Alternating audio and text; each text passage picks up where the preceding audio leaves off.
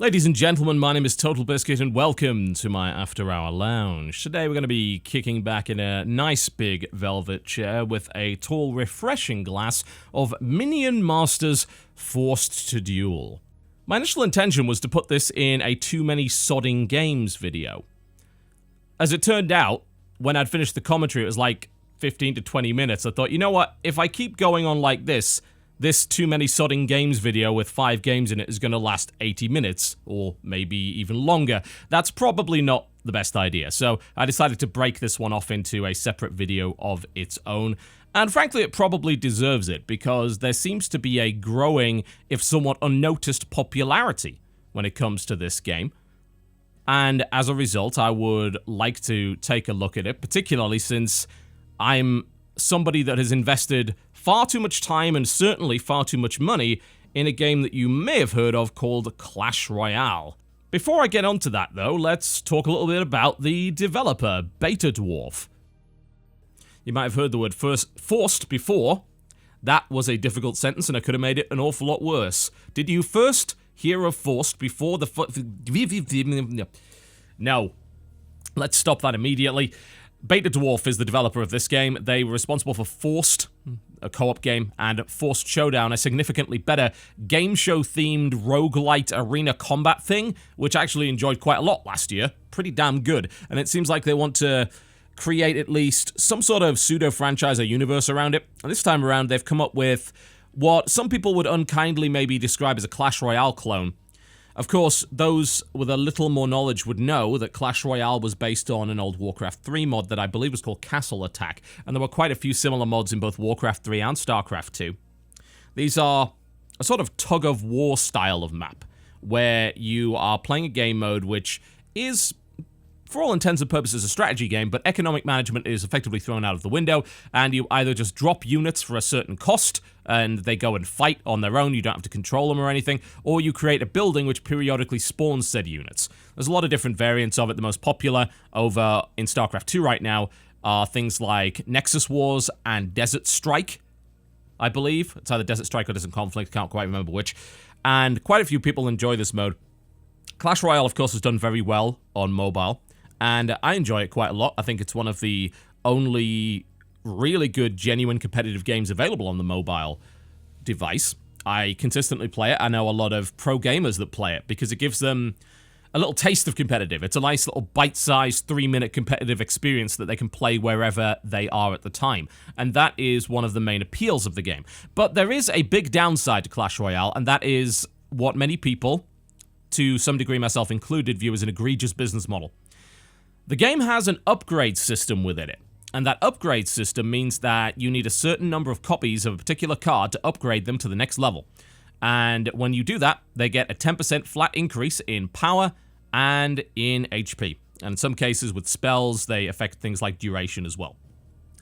Now that means that you can run into somebody who has the exact same cards as you and yet is objectively better, because they have better versions of those same cards. And that can sting. That doesn't feel very good. That doesn't feel fair. To their credit, they have done certain things to address that as of late, particularly in friendly matches. Everybody is knocked down to about the same level, so you can have some fair matches there, and they've also adjusted the way tournaments work. But it's not a great system. It is, if not already in the territory of very dangerously close to pay to win, and frankly, it's not even very interesting. There are no real decisions to be made, because you just upgrade and it's a flat increase. You just need more cards always. Like, it's almost a never-ending grind for them.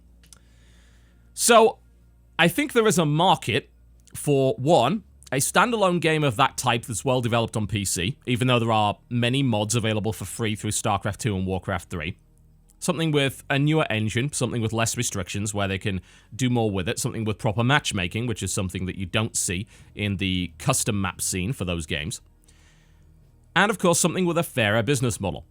This is what Minion Masters may very well provide for you, because Minion Masters does the same sort of thing as Clash Royale, but it does it in a proper 16:9 aspect ratio. You might be aware that Clash Royale is played vertically, which makes it very awkward for playing on PC. You can do it through things like the BlueStacks emulator. It's quite awkward to watch on stream because of the amount of wasted screen real estate. So making a widescreen variant of it that goes horizontally rather than vertically makes sense. But there's a few other things that this game does different as well, and one of the things that I think you'll like a lot is the approach to business model. If I look at the deck right here, you'll notice you don't see any mention of levels here, do you? No, that's because there are, as far as I'm aware at this point in the game, no levels at all, and that's great. The cost right here is for mana used in-game. And you'll notice the number of duplicates that I have of certain cards in my collection. But there are no levels for any of this. There are rarities, and the acquisition of cards is done through crafting and through acquiring them through the power tower. But most of this stuff you seem to get for free, and I have not used the premium currency yet at all. There are free tokens available, which you can use, and you earn those through playing games. And there are these power tokens, and you can spend those to get new cards. I didn't pay for any of these power tokens, I think I was just given them. And as you can see, there's a cool little roulette style thing, and it's going to show you exactly what you get. And in this case, I believe I got this, the Beam of Doom! A popular UFO weapon, apparently. Very nice. This is very well stylized as well. I really like this interface. I think since Forced Showdown, Beta Dwarf is starting to realize that there's a few things they're quite good at in terms of their aesthetic, and making this whole stylized, cartoony Saturday morning feel game show, which is oddly specific, I know, is really something that they're quite good at, and they have taken that from Showdown and implemented it here as well. And this whole little roulette wheel is really quite satisfying to use, even the little pieces of music and the nice little sound cues that come along with it. And honestly, you know, these models are quite nicely made. Obviously, they've repurposed quite a lot of it from their previous Forced games, but hey. Spirit Vessel. When killed, its spirit flies to a random friendly minion and gives them 100 extra health. That's a quite little interesting minion there. And the nice thing about that is that I can just take these cards and immediately implement them into my deck and not worry that they're under-leveled. And that's a wonderful feeling. Because I play a ton of Clash Royale, and whenever they bring out a new card, the first thing I'm worried about is, oh god, how many levels am I going to have to get for this thing before it's actually effective? It's not a nice feeling, honestly. Can't imagine anybody likes that feeling. I don't know why you would find that enjoyable. So I can immediately get something, and I can go right into it. And of course, if I've got duplicates, I can get rid of them. I can salvage them into crystals, and then I can, of course, craft, if I so desire. Want to craft propeller scrats? I could do that. Let's just do it right there. Yeah, I'd love to craft that. Why not? There you go. And of course, you'll want several copies of them for your deck sometimes. But there's your deck building. You know, it's nice and simple. You can see the stuff at the top right here. My deck is currently full. I could get rid of the bounty sniper if I wanted. I don't want to because look at that guy. Really nicely modeled and animated, actually. I like that a lot. Could toss that out of there. I could toss in a second warrior if I wanted. You can have multiple copies of the same card. That's not something you can do in something like Clash Royale, incidentally. They force you to have a varied 8-card deck. In this case, you can go up to 10, but you can include multiple copies. If you want a deck that has a lot of the same card in it, you can do it, and then you can play it more often. It's quite neat. I like it.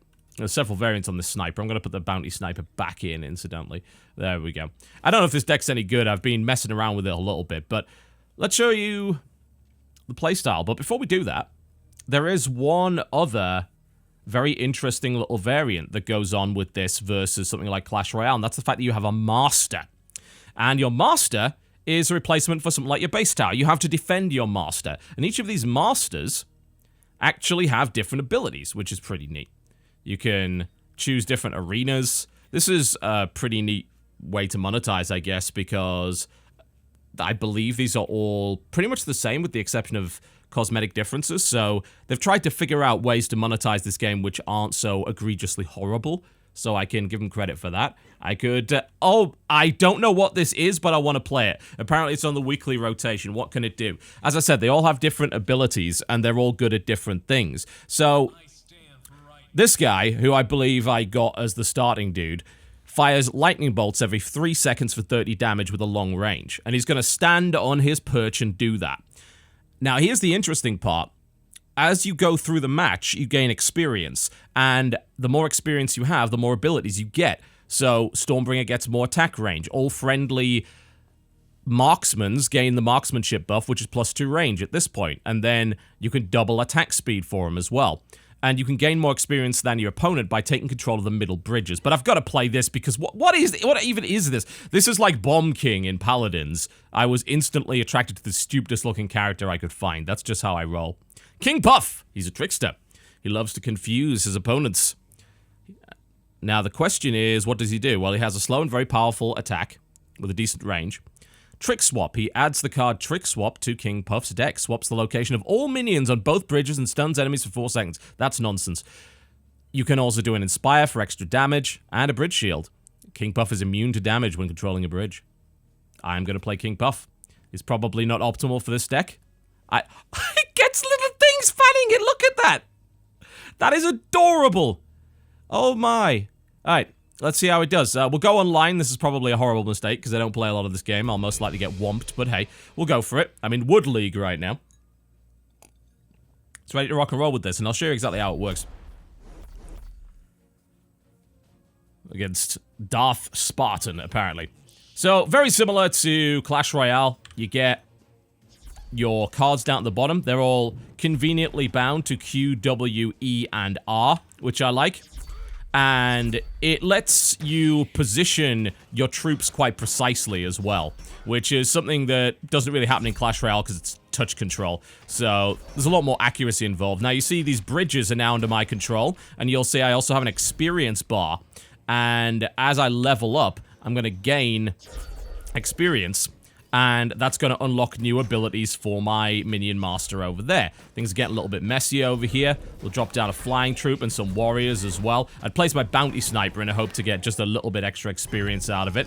And that's unlocked me a new perk due to my control. However, things are getting a little messy over here. My King Puff is under direct attack. I'll throw down a drone walker to try and deal with that. I could swap the location of all minions if I like. This guy's kicking my ass, obviously. But hey. Got a Stun Lancer here. These are quite useful against the big guys. Might want to Trick Swap. If I Trick Swap, then that's going to place everything in the wrong lane. That's going to move his sniper out of the way. I can put down my Plasma Marines over here as well. I'm still losing horribly, but you can see, like, if you're familiar with, hell, things like Nexus Wars and Castle Attack, or just Clash Royale, you're immediately going to be able to pick this game up very, very quickly. Obviously, there's quite a lot of learning involved with the different troop types and cards available. But it's really slick. It plays really, really well. It's a good version of that game type for PC in a standalone model that eventually is going to be free to play. I think during the beta there is like a buy-in for the early access or whatever. But they are eventually aiming for a free-to-play model for obvious reasons. You're not going to really get all that many people to buy this. It's just when you've got so many free alternatives, it's very hard to convince people to buy it, for obvious reasons. But it's a really nice version of it, with some nice little twists. I love the bridge control element to it, I love the customizable masters, and all sorts of things you can do with that. And they seem to have got very creative with the selection of units that you had. I think you've already got far more units and spells available on launch here in the beta than Clash Royale had when it first came out. The games do tend to drag on a little bit longer. They don't have that hard time limit on them like Clash Royale does, which for some people might be a good thing, because I know draws in Clash Royale are quite annoying. I think as you get further in, it does increase speed and damage and things like that, but it's pretty fun. Ultimately, it's a pretty damn good version of the Clash Royale model. Here's the big if that I've got with this. The big if is, do I actually care enough about playing a Clash Royale-like lane control tug-of-war-ish game on PC? Or do I only like Clash Royale because it's so portable and quick? There are so many different scenarios in which I can hammer out a game of Clash Royale. On the toilet. Or, indeed, in a slightly less horrible fashion, at an esports event. A lot of us, when we're hanging, say, in wardrobe, we're either waiting for wardrobe or waiting for makeup and everything like that. Yes, we all wear makeup on camera. That's how it works. Males and females alike. We'll get our phones out and we'll all play Clash Royale together or something like that. And it's an ideal game for that. It's hyper portable, super quick to start up. Nice quick matches, suitably competitive with a decent amount of depth, but very simple to pick up and play. This is not that, for obvious reasons, because it's on PC. It's not on a mobile device.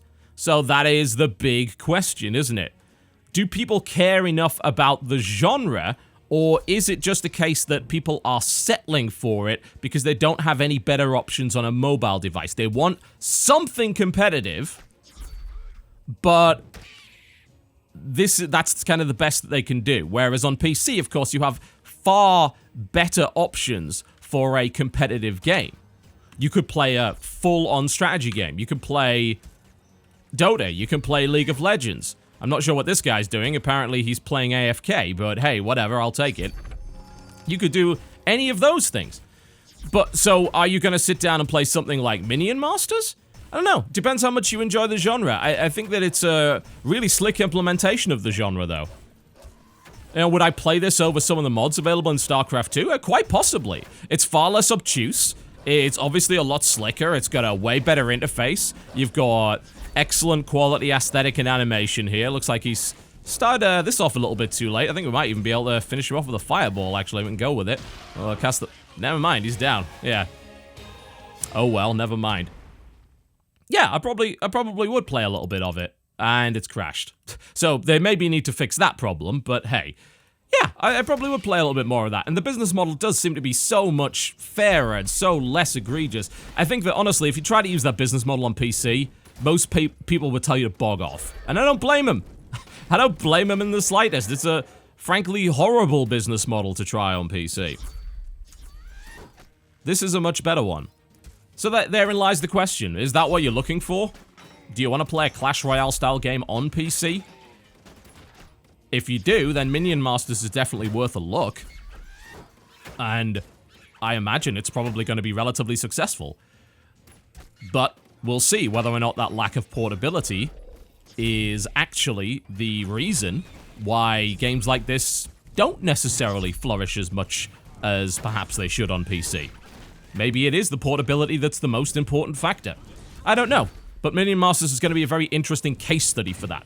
As it stands right now, I think that it's very nicely put together, and I'm intrigued to unlock some more cards because a lot of them are very creative, and the combination of different masters and minions is a more interesting aspect of deck building than the sort of things that I see with games like Clash Royale and Star Wars Force Arena, which basically comes down to, well, which are the highest level cards that I've got, because I probably need to throw all of those in there, and then we can have a little bit of synergy. Seems like synergy here is far more important between these different masters. Quite a nice little twist on it, I have to say. Minion Masters, ladies and gentlemen. The beta, I believe, is available right now. There's currently a buy-in if you can't get a key, which is sort of a premium pack that gives you a bunch of currency right off the bat and so on and so forth. But once the game finally comes out, it will be free to play on the Steam platform. But so far, so good, I think, for Beta Dwarf's latest effort. And I'd like to see more games within the Forced universe. It's a pretty cool little aesthetic. I don't necessarily think that the universe and the lore is all that important, but the aesthetic is nice. They're creating all sorts of wonderful, larger-than-life little creatures that have decent personality to them, and they have this wry sense of humor and over-the-top game show idea that seems to be being applied to their latest titles, which resonates quite well with me. So take a look at it. Minion Masters, ladies and gentlemen. My name has been TotalBiscuit. Thank you very much for watching. If you enjoyed this video, by all means do feel free to click the like button. If not, the dislike button is right over there, and I'll see you next time.